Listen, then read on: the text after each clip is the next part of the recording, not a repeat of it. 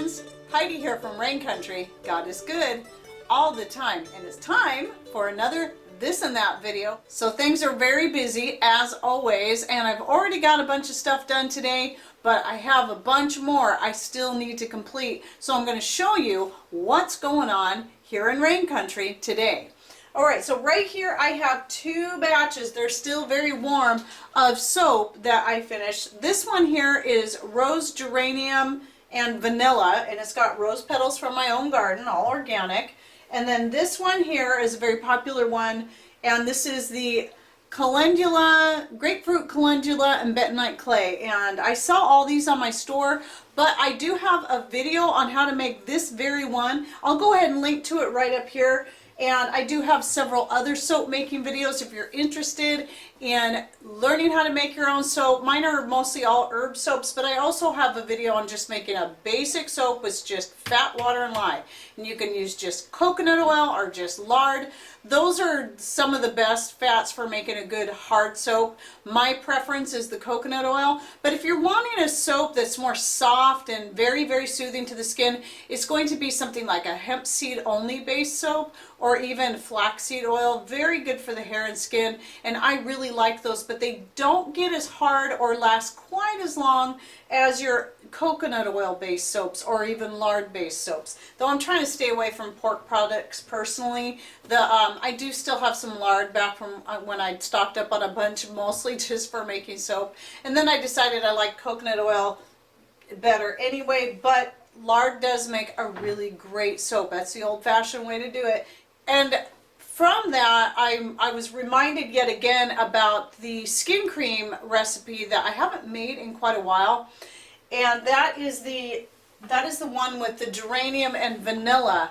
And I think I'm going to go ahead and make a batch to put up on my store that's going to have the geranium rose and vanilla, just like this soap, because it really is a wonderful scent. And both geranium and rose are very good for your skin. So just like with my other skin cream, and I do have a video on that, I'll link to right up here, that has the frankincense and the ylang ylang, also very great for your skin. This is going to give you very similar benefits. It's just going to mostly smell different. So I thought it would be nice to offer both types up on my store. So I'll be getting that done and today. So by the time you see this video, it should be up on the store. And then one of the things I finally started doing is putting a list of ingredients on the bottom of the can, on the tin, that I put the skin cream in. But you can also watch my videos on how to make it yourself and learn how to make it yourself, because it's, you know, that's even more cost effective. But I do offer them for sale for those who prefer to just buy it done, or give it a try and find out if you like it enough to want to purchase the items to stock up on that go in those to start making your own. Now, right here is my strained out jug of apple blueberry wine.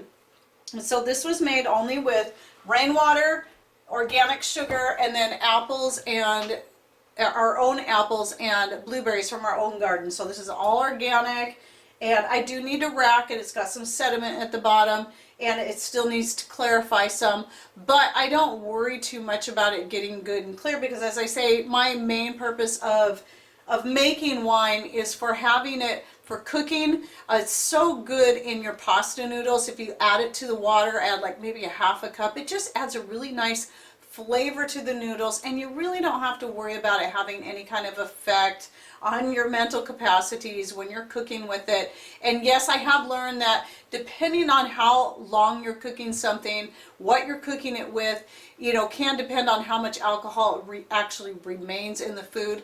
But you have to also remember that when you're eating it with the food, the chances of you having any kind of effect on you are incredibly slim, because you're consuming it with the food, and the amount that's going to be left in it is pretty slight anyway. So I don't worry about it, and I'm pretty sensitive to alcohol these days since I quit drinking it a few years ago.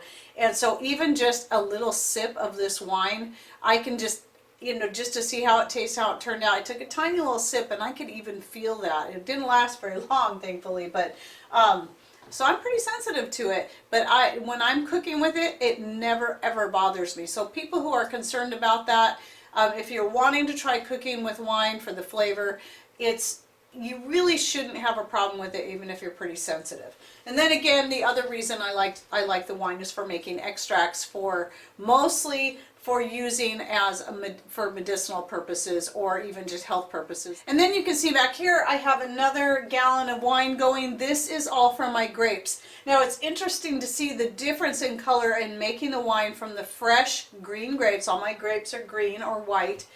And how it is after you take those same grapes, you cook them down, they actually end up a color more like this. That is so interesting to me. But anyway, so I did this is all from fresh, so I mashed them and made the juice, and it's just pure grape juice. And then I didn't add any water to it and to get it started. And then I did add the cane sugar, because you do, when you're making the wine with your fruits, typically, especially with some certain types of grapes, like these are not really sweet grapes, you do need to add sugar to get a good wine going. And then what I wanted to show you, but I haven't had a chance to try, is the fruit masher that Mr. Rain made for me just recently, because when I was mashing up the grapes, we don't have a fruit press, which I do want to get an antique one someday. I have my eyes on a couple on eBay, but we really need to kind of wait and save up for that. But in the meantime, he made me this masher. It's just beautiful. It's got a nice contoured handle. And so next time I did take the rest of my grapes, washed them up, took them off the stems, and then froze them, so I have lots of grapes in my freezer. My freezers are packed full. And what I'll be doing is making, if I make any more wine out of the grapes, I'll be using the frozen grapes, which will actually mash up better. You'll be able to get a lot more juice out of them that way. And then we'll be trying this out and see how well this works. Definitely, I know it will be better than the potato masher I'm usually using, because that's just not the best for mashing grapes, especially fresh ones. Okay, and then a couple other things I want to talk about, since we're talking about wood products, and I'm kind of laughing here because I was making that soap earlier, and I can see a chunk of soap here on my cutting board that Lisa got me. But anyway, here's the cutting board that Mr. Rain made for me, my chicken cutting board. And I'm going to be doing an update video about the treating and caring for your cutting boards. I have a picture I'm going to show you right here. These are side by side of the same type of cutting board made from the same wood. Mr. Rain made them both. But the lighter colored one you see on the top is the one before being treated. So you can see a big difference in the color, and that color deepens the more that you treat it. So the way I treat it, besides using Mr. Rain's blend, his special blend of wood treatment, is doing several coats of just coconut oil only. But be watching for that update video coming down the road, and I'll show you how I treat that. And I'll do the same with the mortar and pestle. This is the one Mr. Rain recently made for me. Somebody thought the ones in the videos that he'd done, I'll go ahead and link to one of the videos right up here. He's got a couple of them out where he's making mortar and pestle. Neither of those were for me. They were for other people that were ordering them. They wanted him to make them a mortar and pestle. But this one was for me, and it's beautiful. This one has got the spalted maple. But he does have a couple more up on the store. They're all unique. They're all going to look very different. Some are going to have a more solid, not so much of the pattern in it. It just depends on the wood, what's available, and all that. So each one's unique though. Same thing with his sock darners. Each one is unique. I'll go ahead and put a picture here of a couple of his most recent ones. So he does have those up on the store. I love my sock darner. It's just been, I darn a lot of socks. Well, I haven't had to darn them since that first video I did on the 5 ways to save, where I was darning a bunch. The reason I was doing a bunch of them is not only did I have a couple that had holes in them, is I just recently stocked up on a bunch of new ones, and I was getting them all done. So I haven't had to do any since then. But anyway, so the other thing I need to do today, or I don't need to, but it's just one of those special things that maybe once a week I'll make us a batch of chocolate. And today I'm going to be making the orange cream chocolate using some dehydrated organic orange peels. I like to use a little bit of orange essential oil. But I wanted to talk about that. Oh, and if you're interested in learning how to make the orange cream chocolate, it's my own recipe. I'll go ahead and link to that video right up here. Now, one of the things I tried the last time I made the orange cream chocolate was using my own homemade orange extract. And I have a video on how I did this. I'll go ahead and link to right up here. If I have any cards left, I don't know how many I keep forgetting to count. Remember, you can always do a search on my channel. If you don't see it up here, it's because I ran out of space, or I'll put it in the end card if there's space there. But anyway, though this turned out fabulous, the orange extract, it didn't work really good in the chocolate, but I know this will be really good in using in my orange cream pie recipe, which I don't have a video on that yet. I will do one eventually, hopefully soon. I'll have one coming out soon, meaning sometime within the next month or so. And I'm going to be trying this. I think it will work really good in both the filling and in adding to the whipping cream that I put on top. So I do make my own whipping cream, and then it's always nice to add a little bit of flavoring to that whipping cream that goes well with whatever pie it is that you're making in the cream pie. So that's what I'll be doing. Oh, and yes, I also use my own homemade powdered sugar, and I have a video to that. Again, you can search. If I can't link to it up here, go ahead and do a search, and you can find out how to make your own powdered sugar. It's super easy, only needs 2 ingredients, and that way it's a cheap way to, or much cheaper way to have your own organic powdered sugar, because it's cheaper to buy the organic cane sugar as is and then make the powdered sugar than it is to buy the organic powdered sugar, because see, then they had to make it for you.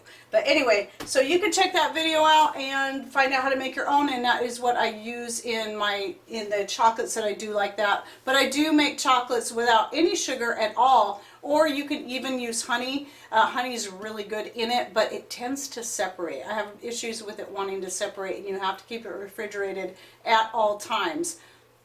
But a way you can do it without using any added sugar but still have some sweetness is just adding fruits like raisins or dates. Those are super good in the chocolates. In fact, I think one of the very first videos I did, I don't know if it was with raisins. I do have one I think I did on the coconut, the one that tastes like kind of like an Almond Joy, or more like a Mounds, I should say, where you have raisins and coconut, and the raisins give it the sweetness it needs, and then you just put the coconut in there, and it is really good. And that's one of the most simple chocolates to make. Super, super easy to make your own. But I have quite a few chocolate recipe videos out there, and I have a playlist just on that, so you can find that. And every single recipe in there is all my own original recipe, so you can try it out and see how it works for you and tweak it however you want to make it yours. And you know, with the holidays coming up, some people may want to be making some of those chocolates for treats or even for gifts. But keep in mind, they don't have stabilizers and all that kind of stuff they put in the store-bought chocolate, so it does need to be kept chilled. Otherwise, they tend to melt. One more thing I wanted to talk about is, you'll remember my last This and That video, I was making a calendula soda, which turned out so good. I loved it very much. But now I've got some lemon soda. I managed to come into a good score on a bunch of lemons, which rarely happens around here. So I've been doing lots of stuff with the lemons. I love to eat lemons just plain, or not plain. I use the Redmond Real Salt, which is my favorite unrefined salt, the Redmond Real Salt. And I'll just cut a lemon in half and sprinkle the salt on there, and then I just eat it. It's just good. It's just something that a lot of people in our family have been doing since we were kids. But anyway, I've been doing that, but I also got a batch of lemon soda, and I've already tasted it, and it's so good. Your own homemade natural soda. So you can check out my last This and That video where I talk about making the calendula soda. But I do have a couple of other natural soda recipes out there, and this right here is the fermentation starter I use. This is the goji berry. But if you check out my last This and That video, you will see how to make the soda. You'll find links to the fermentation starter in there as well. Okay, well, I hope you enjoyed this video and that you learned something new. Thanks for watching. Take care, and God bless.